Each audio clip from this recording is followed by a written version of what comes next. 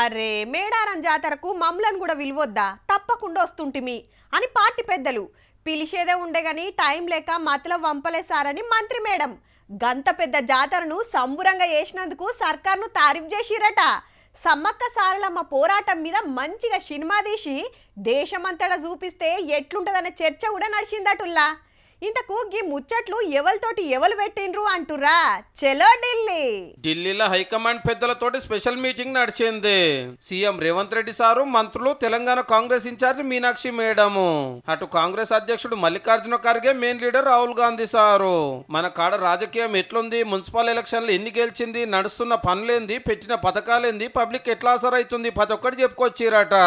ఇటు బీఆర్ఎస్ అటు బీజేపీ మీద ఎట్లా కొట్లాడుతుంది చెప్పి పార్టీకి ఇంకిత పథారం వేస్తామన్నారు లీడర్లు అంతా. అన్ని ఎలక్షన్ల మునం పెట్టి గెలుస్తున్నందుకు, చెప్పిన హామీలు ఒక్కొక్కటి తీరుస్తున్నందుకు ఢిల్లీ పెద్దలగిన శబాష్ అన్నారట.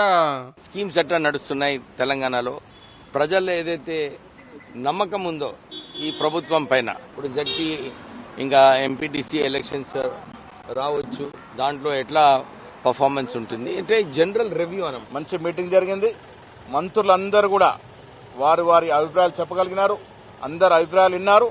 తర్వాత రాహుల్ గాంధీ గారు, ఖర్గే గారు మాకు దిశ నిర్దేశం చేసినారు. ఉపాధి హామీ పథకానికి గాంధీ తాత పేరు తీసేసుడు మీద సెంట్రల్ గవర్నమెంట్ మీద కొట్లాట జోరు పెంచాలన్న ఆర్డర్ వేసిందట హైకమాండ్.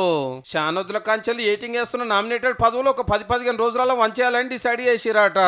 ఇక మంత్రి పదవి కోసం కొట్లాడుతున్న రాజగోపాల్ రెడ్డి సార్ గురించి అడిగితే, రాజగోపాల్ రెడ్డి గారి అంశం కూడా చర్చకు వచ్చింది. వాడు త్వరలో వారిని పిలిచి మాట్లాడతాం. దేశంలో పంటలు కొనుట్లో తెలంగాణ ఫస్ట్ ర్యాంకులు ఉందనే ముచ్చట పార్టీ పెద్దలకు చెప్పినట్ట మంత్రి ఉత్తమ్ సారు. తెలంగాణ క్యాబినెట్ ఢిల్లీలో పెట్టుడేంది, గిదేం తరీకని హరీష్ రావు సార్ గరం అయితే కాంగ్రెస్ వాళ్ళు గిట్లా కౌంటర్ ఇచ్చారు.